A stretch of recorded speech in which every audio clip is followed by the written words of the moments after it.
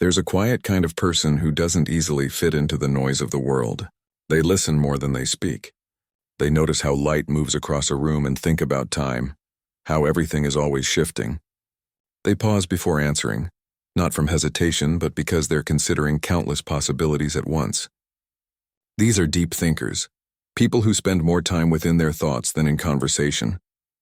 They can turn a single moment into an entire universe of ideas. But if you've ever been one of them, you know it's not simple. Being a deep thinker isn't only about intelligence, it's about sensitivity. It's about seeing the hidden layers of life that others often overlook. It's both a gift and a challenge. To truly understand deep thinkers, one must grasp the tension between their inner and outer worlds. Many believe too much thinking creates confusion. But for a deep thinker, thinking is like breathing. It's how they make sense of existence. They don't just see a tree. They see its roots reaching deep into the soil, how it leans toward the light and how its growth mirrors their own. They find meaning in everything.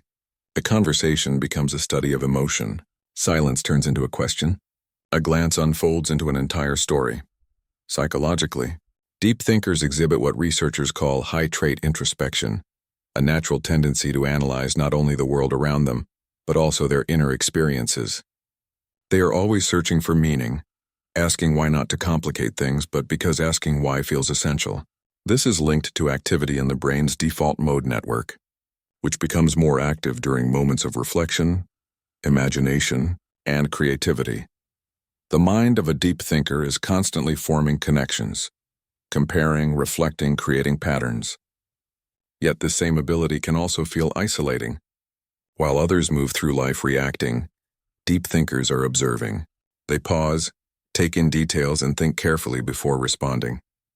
Often, by the time they're ready to speak, the conversation has already moved on. So they remain silent. Others may mistake that silence for disinterest when, in truth, it's depth. Deep thinkers don't seek to talk. They seek to understand. They long for meaningful dialogue that goes beyond small talk into fears, dreams, and the structure of the human heart. Superficial conversation can feel draining because, while most people swim in the shallows of daily life, deep thinkers dive for insight on the ocean floor of thought. But this depth has its cost. It can lead to overthinking. They replay moments, dissect every word, wonder about what was said or left unsaid.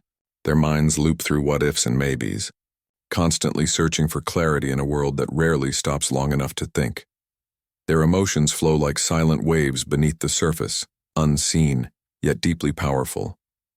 You might notice them sitting quietly in a cafe, gazing into the distance, but inside their mind a storm of reflection is unfolding. They're replaying a conversation from 10 years ago, analyzing what it revealed about who they were back then. But this isn't self-punishment, it's introspection. Deep thinkers don't criticize themselves. They study themselves. They're mapping the landscape of their own mind, trying to understand where each feeling resides.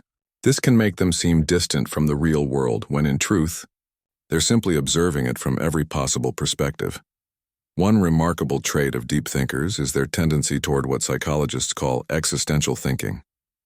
It's not just about questioning their own life, but life itself: time, purpose, morality, and consciousness. These are questions without simple answers, and that's what separates them from ordinary overthinkers. Overthinking is driven by fear of what might happen next. Deep thinking is driven by a desire to understand why anything happens at all. It's the fine line between anxiety and awareness. Yet here's the paradox.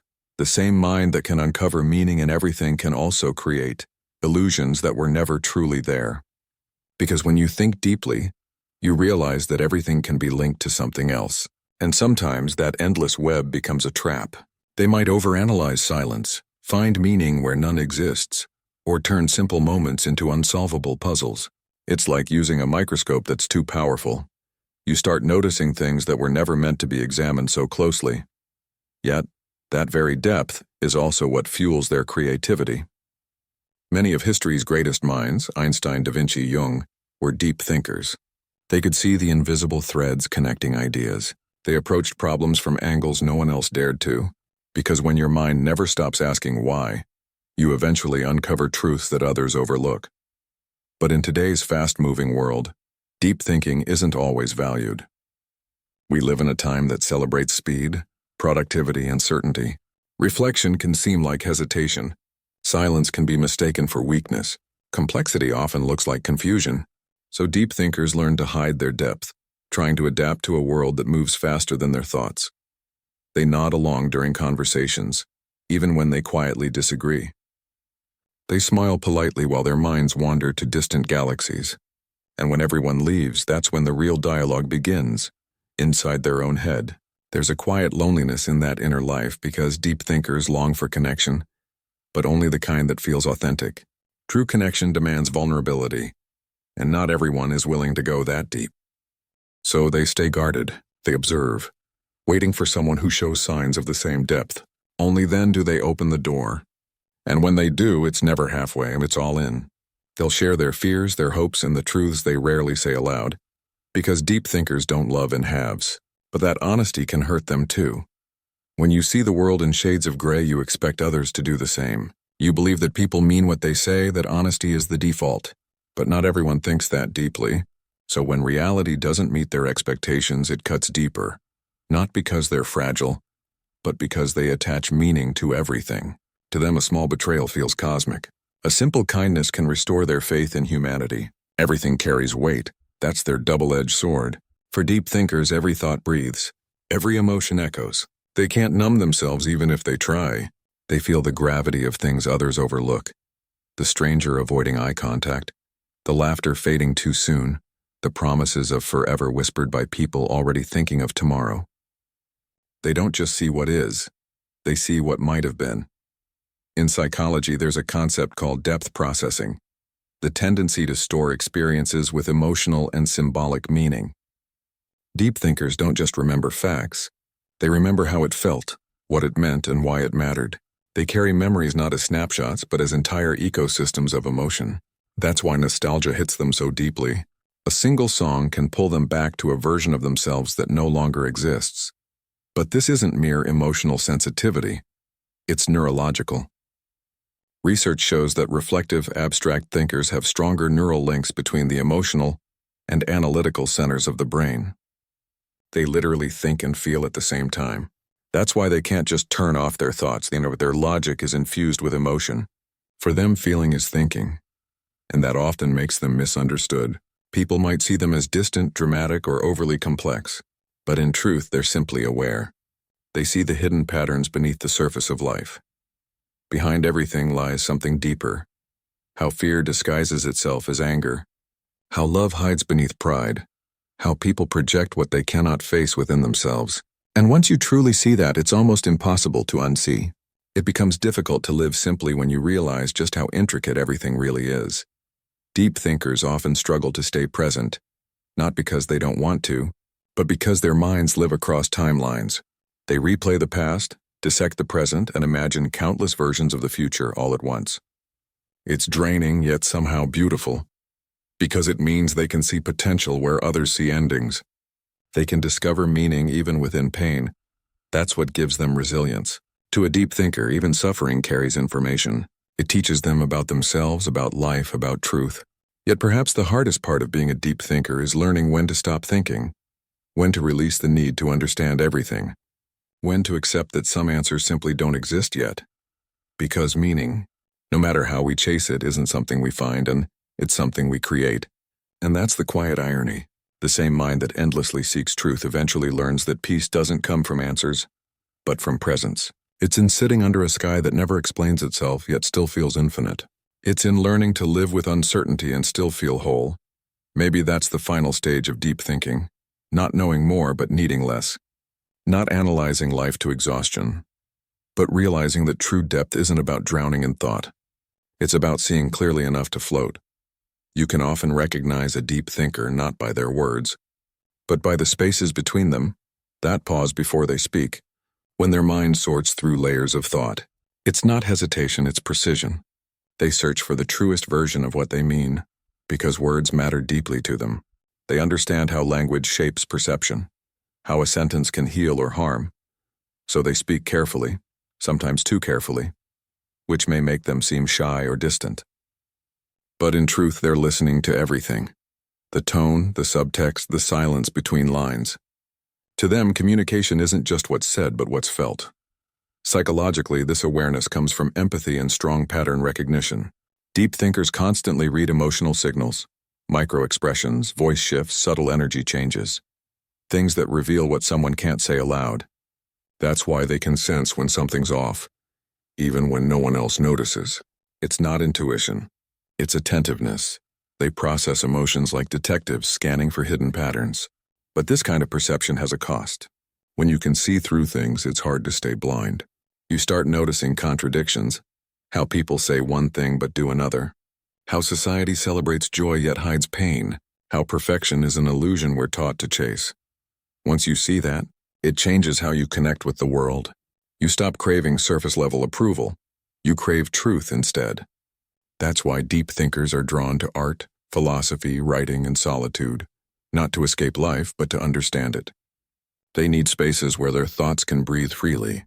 They find peace in books, music, and long walks that let their minds unfold. They may not speak often, but when they do, their words carry weight. They value conversations that awaken something, ideas that linger long after the talking ends. But even with all their wisdom, deep thinkers battle something profound: mental noise. Their minds rarely rest.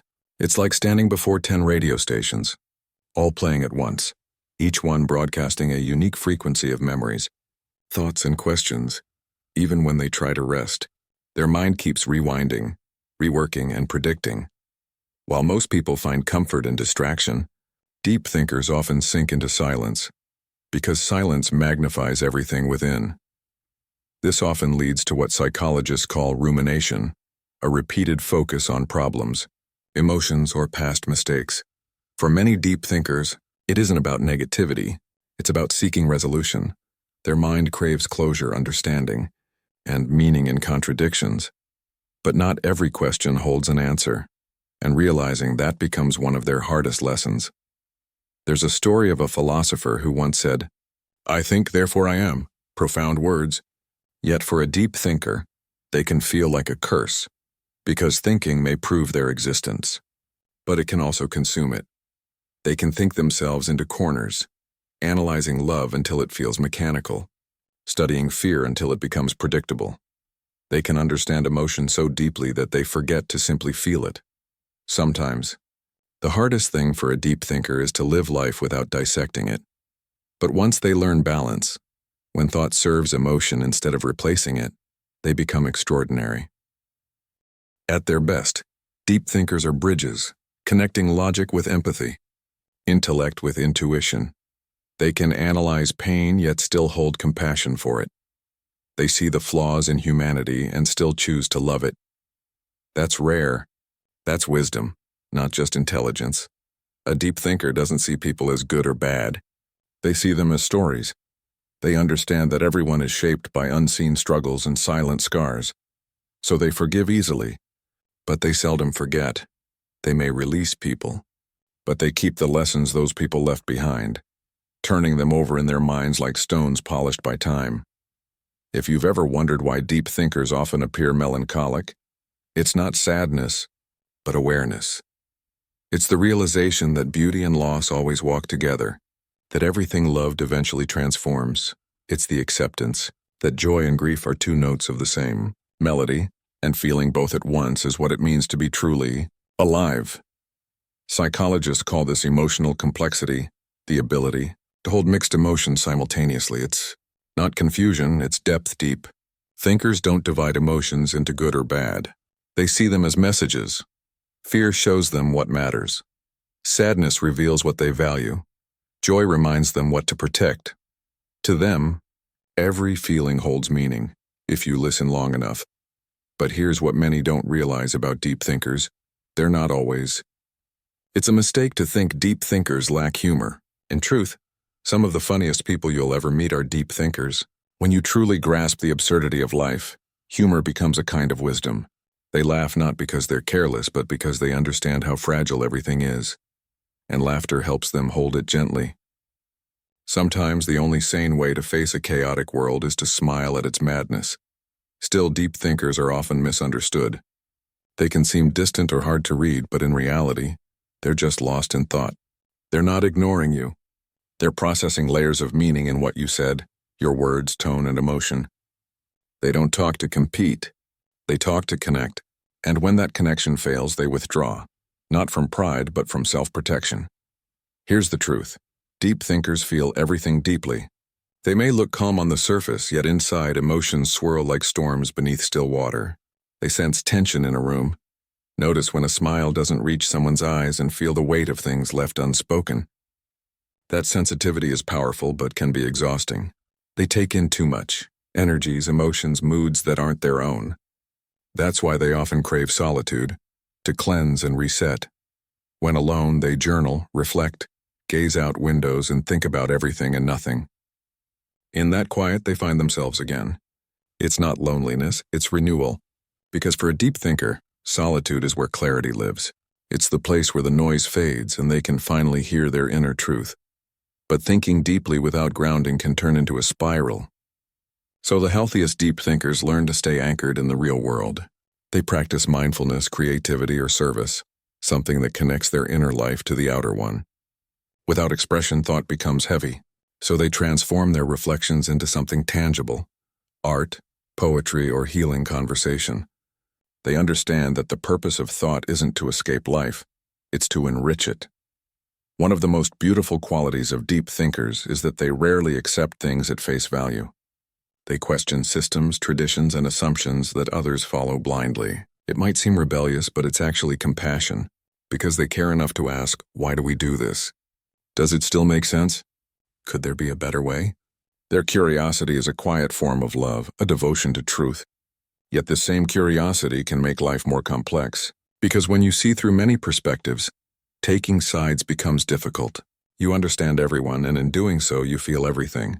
You see how hurt people end up hurting others, how no one is entirely right or completely wrong. Suddenly, the world feels too intricate for simple answers. That's the weight of empathy. It makes judgment nearly impossible. And it's why deep thinkers often feel out of place in a world that values certainty more than truth. But that's what makes them rare. In an era of instant opinions, deep thinkers pause, not from indifference, but because they care too deeply to speak without reflection. They know words carry weight. They know complexity matters.